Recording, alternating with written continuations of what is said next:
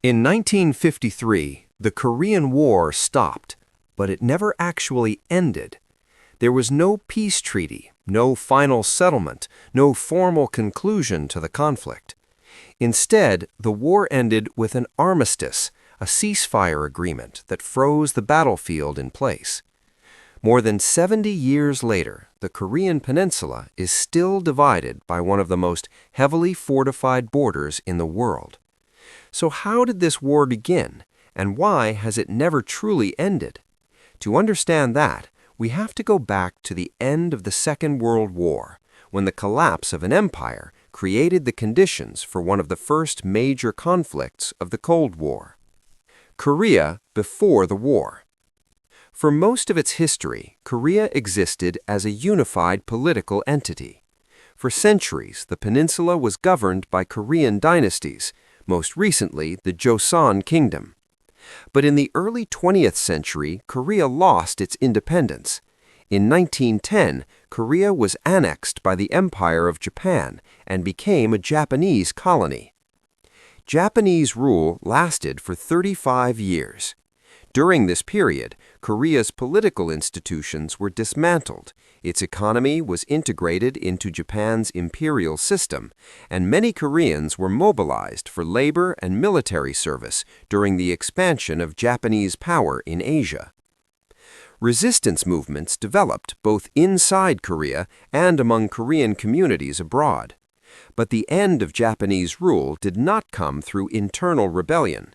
It came with the collapse of Japan itself at the end of World War II. In August 1945, after the atomic bombings and the Soviet declaration of war, Japan surrendered. Its empire across Asia rapidly dissolved. Korea, which had been under Japanese control since 1910, suddenly faced a new question. Who would govern the peninsula now? The division of Korea. At the end of World War II, Allied leaders were focused primarily on defeating Japan and managing its surrender. Korea had not been a central topic in long-term planning.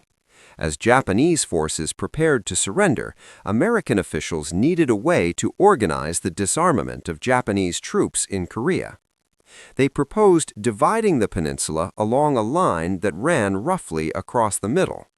That line became the 38th parallel. Under this arrangement, Soviet forces would accept the Japanese surrender north of the line. American forces would accept a surrender south of it. The division was originally intended as a temporary administrative measure, but as relations between the United States and the Soviet Union deteriorated, temporary arrangements began to harden into political realities. The emerging rivalry between the two superpowers, what would later be known as the Cold War, made cooperation increasingly difficult.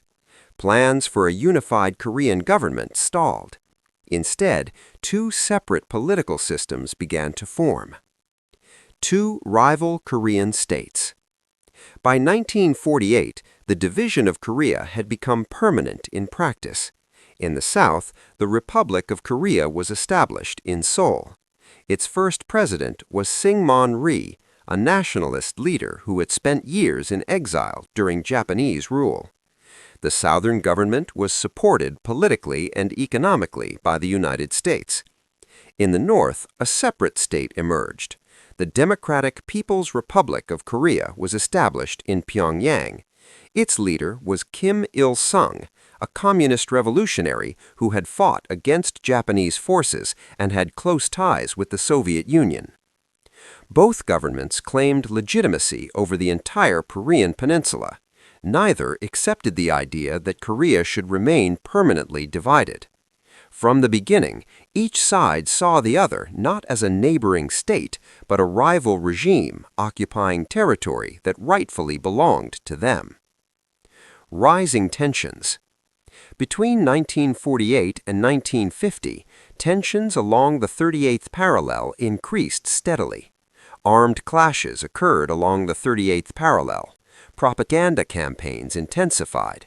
Both sides built military forces with support from their respective allies.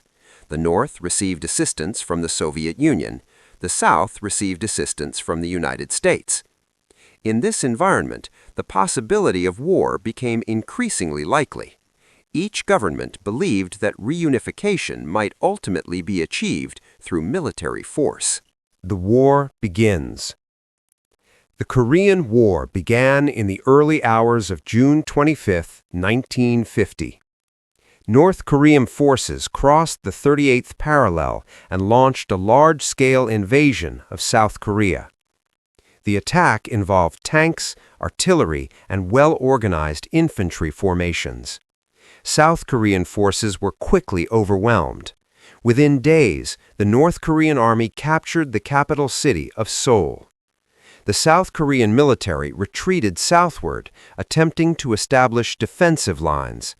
By the summer of 1950, South Korean and supporting forces were pushed into a small defensive perimeter in the southeast corner of the peninsula. At that moment, the future of South Korea appeared uncertain, but the conflict was about to expand beyond the peninsula itself. United Nations intervention. The invasion triggered a rapid response from the United Nations. The UN Security Council condemned the invasion and called for member states to assist South Korea. A multinational force was organized under UN command, though the majority of troops and equipment came from the United States. The overall commander was American General Douglas MacArthur. One of the most decisive moments of the early war came in September 1950. MacArthur launched a bold amphibious operation known as the Incheon Landing. UN forces landed behind North Korean lines near Seoul. The maneuver cut supply routes and forced North Korean forces to retreat. Within weeks, the situation on the battlefield had reversed. UN and South Korean forces pushed northward across the 38th parallel. The war that had begun as a defense of South Korea now became an advance toward the northern half of the peninsula. China enters the war. As UN forces advanced toward the border with China, concerns grew in Beijing.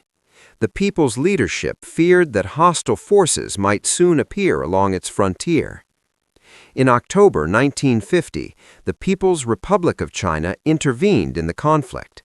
Large Chinese forces crossed into Korea and launched major offensives. The impact was immediate. UN forces were pushed back southward in a series of intense battles. Seoul changed hands again. The conflict that had once seemed close to resolution now entered a new phase. A war of stalemate.